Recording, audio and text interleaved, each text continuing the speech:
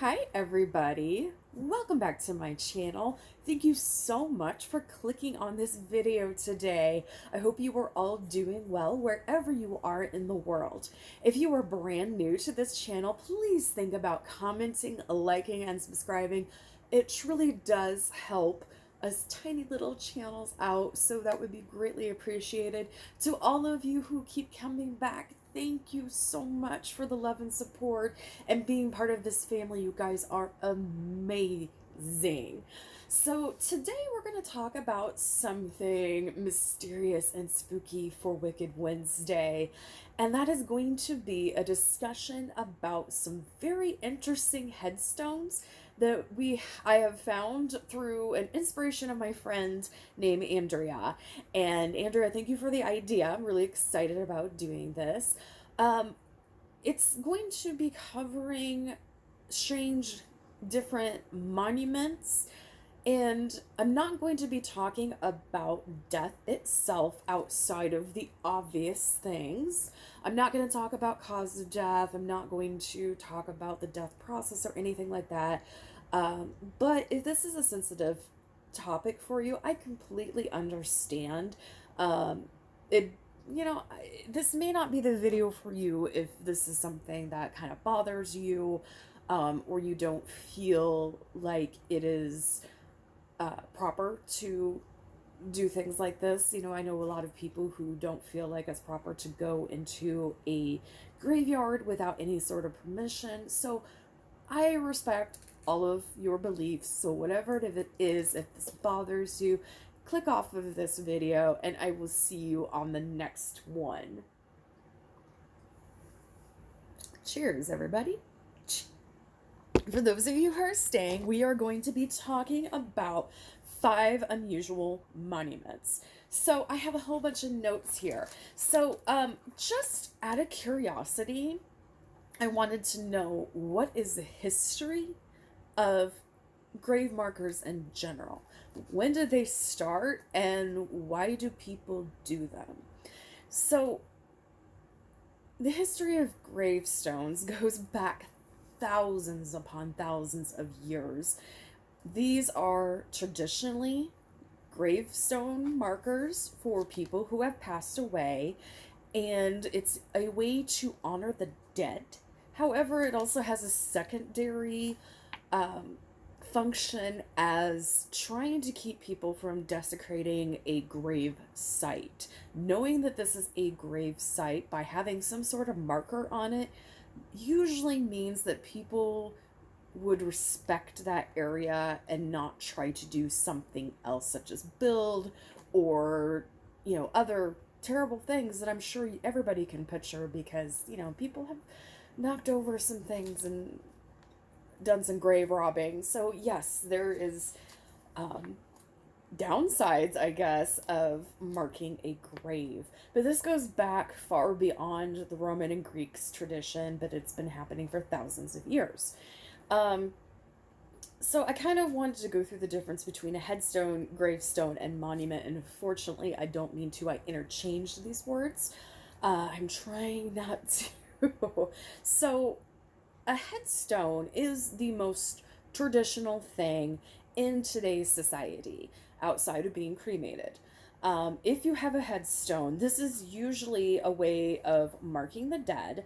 A stone is placed at the head of a person rather than the foot, bringing the word headstone.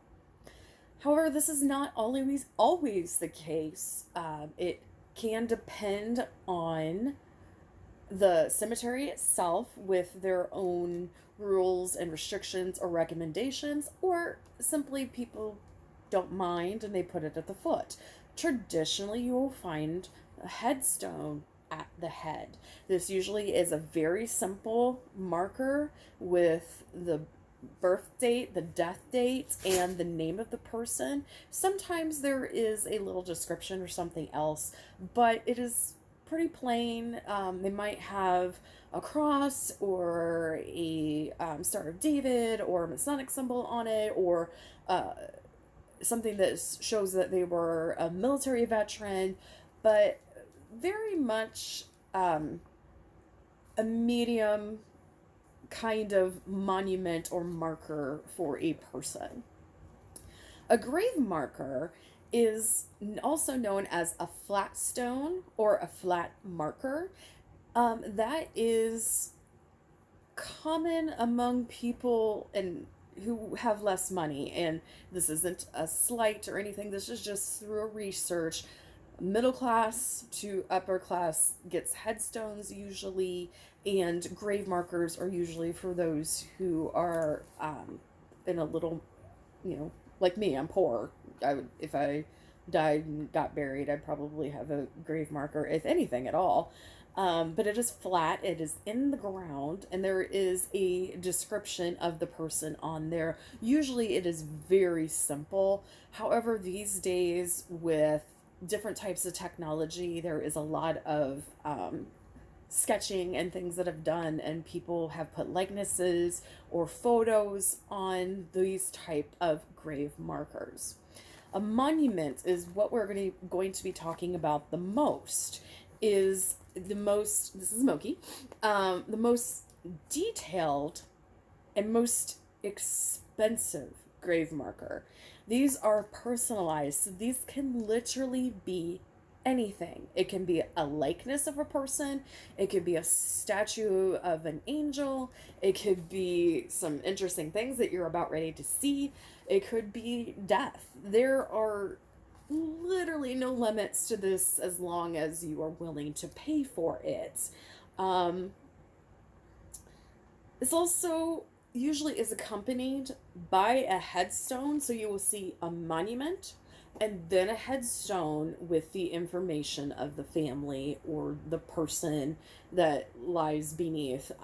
You will see a lot of monuments and something called I believe it's called a mausoleum, or, well, I'm not sure. I think it's a mausoleum, and I'm sorry, but it is where a lot of family is buried. So, for example, the Smith family has 10 plots in this place, and it's a mausoleum. Sometimes, I think that's what it's called. Forgive me if it's not, but those in itself can be a monument. So, I'm going to put the pictures on the screen, and I'm going to tell you about some of these odd monuments. The first one is of a little girl named Inez Clark. She was buried in Graceland Cemetery in Chicago. The unknown girl in a box can no longer run or talk as she stares out with vacant eyes, never feeling the rain which falls from the skies. That little girl who has a full name, but not a family who wanted to stake a claim. The unknown girl remains in a box for those to see and remind her that she is not lost. The little monument of Inez Clark is a strange story. See, she is also buried next to her little brother named Dilbert, who is a few feet away from her. The parents' names appear on the headstone as J.N. and M.C. Clark. However, no parent ever came forward to claim this child. The mysterious monument was put up by a stranger, but indicated that Mary C. Clark was the mother of both of these children. Even though birth records and later on DNA tests do confirm that this Mary C. Clark, the very same person on the birth certificate and on the monument itself, was indeed both Inez and Dilbert's mother, she denied them. She claimed they were never hers, and no one knows why. It's assumed that she probably had another husband or another lover, and just simply said they weren't hers. She had no children. Which makes you think of very sinister things. But anything can happen, especially to children. Children's mortality rate before recent times was extremely high. So little Inez and little Dilbert could have passed away from natural causes. Let's hope that's all it was. How did she die? No one knows for sure. There is rumors that it's anything as plausible as TB, which is tuberculosis. There was many outbreaks in the area. Other people say that she was stricken down by lightning. There are rumors that little Inez cries inside that box.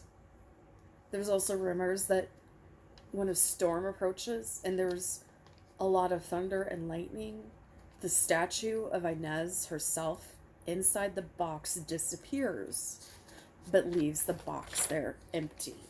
She's afraid. William Henry Thornton, Highgate Cemetery, London, England. The piano man plays the keys of black and white with such force, gusto, and all his might, entertaining silent witnesses with his gift, playing his tunes, hit after hit. The beautiful music dances with the night and somehow makes the mourners feel all right. William Henry Thornton lived from 1883 to 1918. He was a classic piano man. And was famous for playing his piano all over London, but especially for the troops during World War I. Sadly, he passed away during the flu pandemic, and this monument was built out of donations from many of his loving family, friends, and troops that he entertained. Beautiful white piano stands, and sometimes people say if you stop and close your eyes, you can still hear him play. Now, forgive me, I don't really speak other languages outside of English, so if my pronunciation is wrong, I apologize. Le Cresto Cemetery, Bologna. Little brother, mourning sister. Little boy on your tiptoes. Where, oh where did your sister go? You kiss her face while holding onto your hat. Your socks rolled down, your trousers wrinkled from where you sat. Who was that portrait of on the side? Could that be your father? Did he also die? Why are you so vast, yet she so small? Did they really mourn for your sister, after all? I could not find information about this particular monument, although it struck me as extremely strange because it is described as little brother, mourning sister. I don't know if anything about the history or anything about the portrait that appears on the side. But I found it so strange that this little boy is so prominent in this scene. Why is he so prominent in this scene? And his sister is just a face. It could have a lot of deep meaning behind it.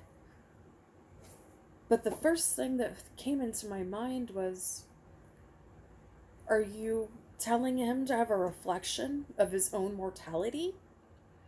Saying that your baby sister has passed away and you could too? Or is it not accepting the fact that the sister is gone. I don't know. This particular monument really bothered me because its center was not about the little girl, but the little boy. Did the little girl really even matter to this family?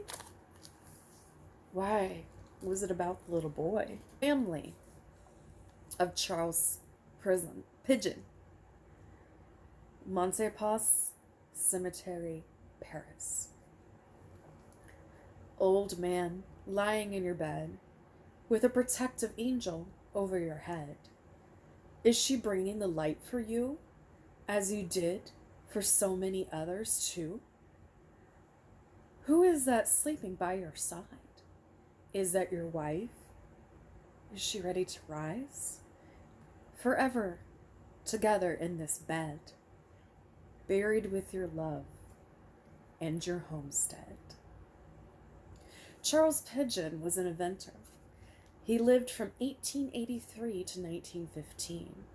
He invented something called the pigeon lamp, which my grandfather actually had one. This is a type of oil lamp that did not explode.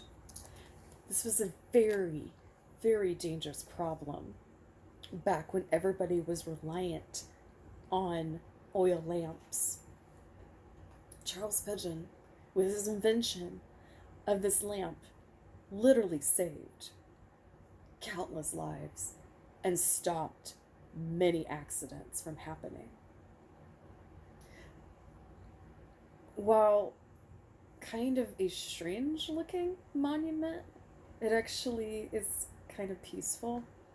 This is actually an example of what I believe is called the mausoleum, where this is the top of the tomb. Maybe that's it, tomb. He has 10 slots there where he himself and other family members, including his own children, buried. That's why it says on the top, family of Charles Pigeon. The last one is so self-explanatory, and I would love to know. I want to know everything about this. Again, forgive me for my pronunciation. I don't know what cemetery this is from, but it's very easy to assume that it is in New York. This is a headstone versus a monument. I'm just going to read you what's on here. And don't forget, people charge by the letter. This guy really, really, really wanted his last words to echo forever. Herman Harhand, 1918. My wife, Eleanor Arthur, of Queens, New York, lived like a princess for 20 years, traveling the world with the best of everything. When I went blind, she tried to poison me. Took all my money, all my medication, and left me in the dark alone and sick. It's a miracle I escaped and won't see her again. I might have missed that last line. I won't see her in heaven because surely she's going to hell. Snap. So, Herman, I am sorry that your wife tried to poison you. That is literally insane, and I'm sorry you were blind and alone and afraid, and I wonder what happened post this headstone, because it's still there. I don't know. I'm going to have to look this one up because I want to know what happened. Did Eleanor ever get charged with anything? Could they prove anything? Maybe that's the point, is they couldn't prove that Eleanor did anything, but Herman was adamant and strong, and he was going to tell everybody what she did. I tend to believe him because, like I said, they charge by the letter. Keep that in mind. All right, everybody. All of those poems are original poems by Lisa T. Brink. Me. And I wanted to try to be as respectful as possible as I told you all about these monuments and headstones. And I hope you enjoyed some of this history. I would like to do more of this. I actually kind of want to go to my local cemeteries and take pictures if I have permission. I'm very cautious and I'm very um, thoughtful when it comes to these sort of things because I do not want to be disrespectful in any way. I grew up, went to school right around a cemetery, and it did not bother me in the least. I actually had a very peaceful relationship with cemeteries, while other people, it frightens them very much. And again, I understand that and I respect that. But I also, there's so many of these wild and amazing and funky and kind of creepy headstones out there, monuments, headstones, all of that. So, if you would like a part two, how about liking this and commenting down below? Please let me know in the comments if you would like to see a part two. And have you guys seen any of these? I'm also thinking about doing the Bonaventure Cemetery. I've been there a few times. I have some of my own pictures that I'll be happy to share. And it's actually one of my favorite places to visit when I am in Savannah. So, let me know in the comments if you want a part two. Let me know if you want to see Bonaventure Cemetery. And just a couple of shout outs. I'm going to be eventually producing some coffee cups. This is just a prototype. This has my coffee and cards, let's talk, my website, and readings for you. Let me know. I also am modeling today, like I do because I love my girl Melissa stuff, and these were so appropriate. I just got these in the mail today. These are Galaxy or Sun, Moon, and Stars coffins with a cross on it, and honestly, I got these in the mail today, and they were too perfect. And then, of course, my favorite piece is a little witch. She's beautiful. I love it. I love it so much. So Melissa Blue Delish is the person. I will put her links down in the description. Do not forget that I provide tarot readings, so you can either message me down below, or you can go to www.lisatbrink.com. I will leave that down in the description. And remember that every single day that you have is a gift. Especially after this video, it reminds you of our precious time. So we use our time wisely. All right, everybody, I hope you have a wonderful day. I will see you guys Friday.